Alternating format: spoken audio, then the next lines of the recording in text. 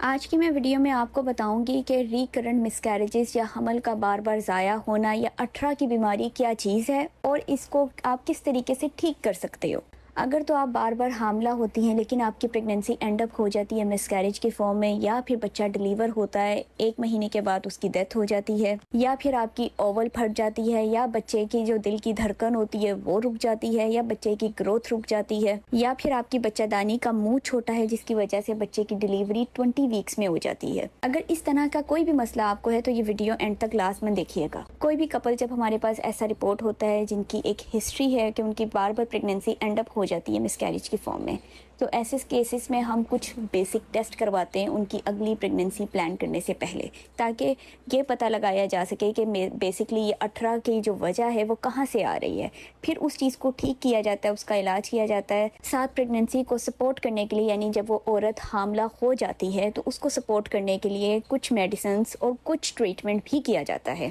لیکن اس سے پہلے اس وجہ کو ٹھیک کیا جاتا ہے۔ اب اس کو وجہ کا پتہ لگانے کے لیے ہمیں بیسکلی کچھ بیسک ٹیسٹ ہوتے ہیں، وہ ریکوائر ہوتے ہیں، جو ہر پیشنٹ کو کروانے چاہیے اگر ان کی بار بار پریگننسی اینڈ اپ ہو رہی ہے مسکیریج کی فارم میں۔ اس میں ہمارے پاس کچھ خون کے ٹیسٹ آ جاتے ہیں۔ یہ دیکھا جاتا ہے آیا پیشنٹ کو تھیلیسیمیا کا مسئلہ تو نہیں ہے، یعنی کہ اس کا خون حد سے زیادہ پتلا ہو،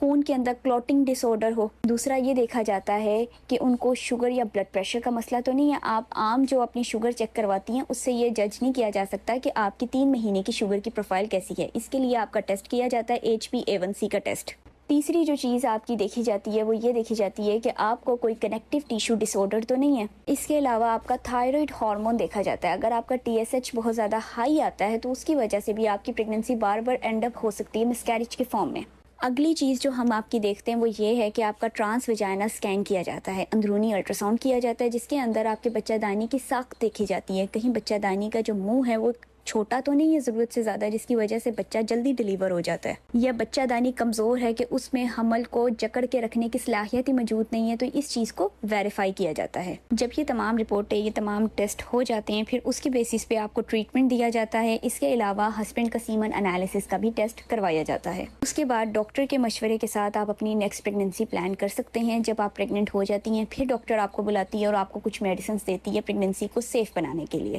تاکہ ہمارے پاس ایک سیف آؤٹ کم آ سکے۔ مزید یہ کہ جو پیشنٹس میرے ساتھ آن لائن اپائنٹمنٹ بک کروانا چاہتے ہیں، ٹک ٹاک اکاؤنٹ کے بایو کے اندر میرا واٹس ایپ کا نمبر مینشن ہے، آپ وہاں سے میرے ساتھ واٹس ایپ پہ کانٹیکٹ